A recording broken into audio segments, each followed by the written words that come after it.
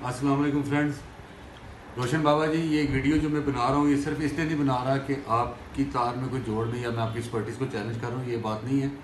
हम एक फार्म पे बैठे हुए हैं, हम अपने दोस्तों को अगर कोई चीज़ सिखाते हैं तो मेरी सिर्फ ये ख्वाहिश है कि मैं उन्हें प्रॉपर तरीके से समझा सकूँ और उसे सही दुरुस्त तरीका समझा सका जाए। जूनियर्स को हम अच्छी चीज़ सिखाएँ। तो जो जोड़ आपने लगाया उसमें एक दो खामियाँ थी, अभी मैं आपको दिखाता हूँ, समझाता हूँ। उसमें आपको भी आप भी आइडिया कीजिएगा कि क्या मसला है। फ्रेंड्स, ये देखें, तार को इस तरीके से पहले छीलें।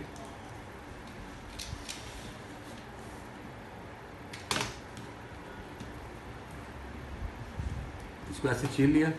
उसके बाद इस जाली को ऐसे पीछे करना है। जो तरीका रोशन साहब ने बताया उसमें क्या होता है कि तार के एम्पीडेंस जो हैं, ये तार 75 ओम की होती है, लेकिन वो उस तरह उसको इकट्ठा करने से इसके एम्पीडेंस ख़त्म हो जाते हैं। ये तार आखिरकार उन्होंने अगर इसको बनाया इस तरीके से, इसकी काफ़ी वजह है जिस तरीके से इसको बनाया गया। तो इसको ऐसे पीछे करना है। उसके बाद आपने इसे छील लेना है। ठीक है, ये कटर से आपने इसे निकाल लिया। एक चीज़ का ध्यान रखना है, जिस टाइम आप इस पे जैसे वक्त आप इस पे इस तरफ ब्लेड मार रहे हो तो ये ब्लेड जो है इसके ऊपर, क्योंकि ये लोहे के ऊपर कोटिंग हुई होती है कापर की, वो डैमेज ना हो, क्योंकि वो डैमेज होने से भी सिग्नल लॉस होते हैं। जो रोशन बाबा साहब ने तार इस्तेमाल की वो ज़रा लो कंपनी की थी, ये ओरिजिनल अमेरिकन DFC है। इसकी जो पन्नी होती है वो बड़ी सख्त लगी होती है।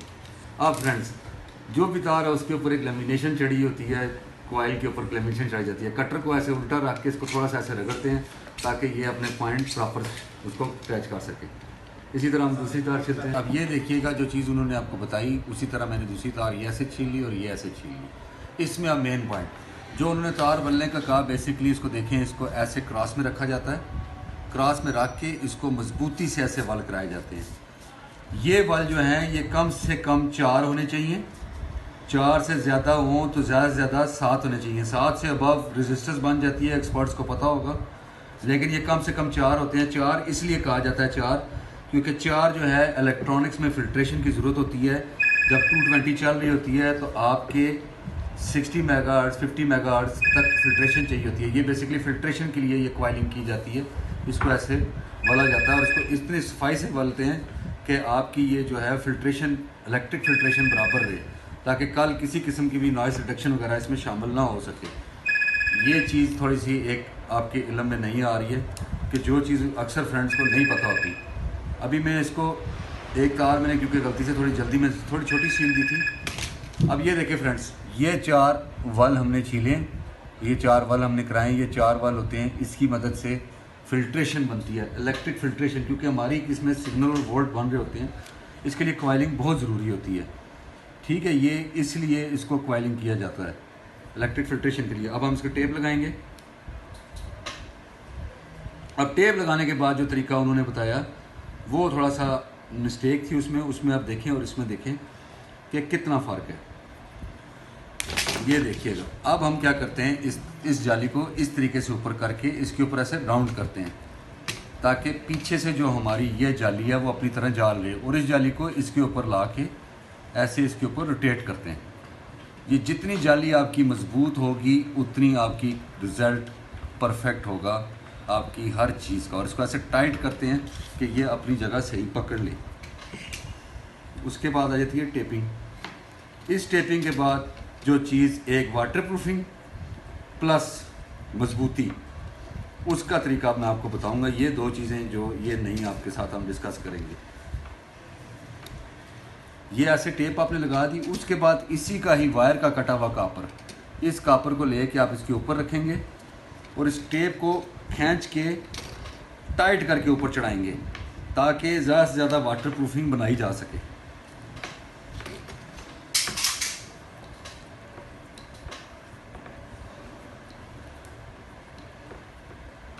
ये हो गया। इसी तरह दूसरी तरफ हम जब ये इनडोर आप लगाएं उसमें ये बेशक आप कापर न लगाएं, क्योंकि इनडोर आपको वाटर प्रूफिंग की ज़रूरत नहीं है। बाहर आपको वाटर प्रूफिंग की ज़रूरत है। इससे लगाने से ये होता है नॉइज़ रिडक्शन शामिल नहीं होती। ये नॉइज़ रिडक्शन का मसला केबल ऑपरेटर को ज़्यादा पता लगता है।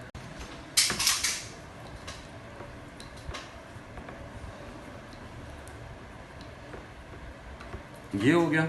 इसी तरह दूसरी तरफ हम जब ये इनडोर आप लगाएं उसमें ये बेशक आप कापर न लगाएं, क्योंकि इंडोर आपको वाटर प्रूफिंग की ज़रूरत नहीं है, बाहर आपको वाटर प्रूफिंग की ज़रूरत है। इससे लगाने से ये होता है नॉइज़ रिडक्शन शामिल नहीं होती। ये नॉइज़ रिडक्शन का मसला केबल ऑपरेटर को ज़्यादा पता लगता है और जो सिग्नल के एक्सपर्ट्स हैं उनको पता लगता है, क्योंकि ये जब आपकी ट्यूब लाइट थोड़ी सी काली हो जाती है तो अक्सर आपका टीवी या रेडियो किर किर किर किर करना शुरू कर देता है, या गाड़ी में टेप की तार लूज़ होती है, स्पीकरों से किर किर की आवाज़ आना शुरू हो जाती है, वो होती है नॉइज़ रिडक्शन। उसको कवर करने के लिए टेपिंग और इंसुलिन आपके प्रॉपर इंसुलेट होना ज़रूरी होता है। ये आपका जोड़ हो गया जी वाटर प्रूफ। इस जोड़ की ये गारंटी है, एक हफ्ता आप बाल्टी में रखें, इंशाल्लाह अंदर से ये गीला नहीं होगा, ये इसकी गारंटी है। इसके बाद आ जाती है इसकी मजबूती। इसकी मजबूती के लिए ये हम 14 नंबर स्टील वायर है, ये हम ख़रीद लेते होते हैं। इसको हम ऐसे कट करते हैं, ऐसे रखा, इधर से ये ऐसे लपेट दी तार पे,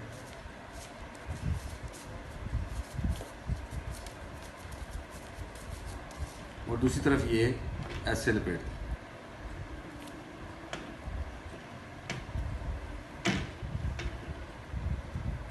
अब आप जितनी बार भी इस तार को खींचेंगे तो इस जोड़ पे कोई असर नहीं जाएगा, ये लोहे की तार सारा आपका जोड़ का असर लेगी।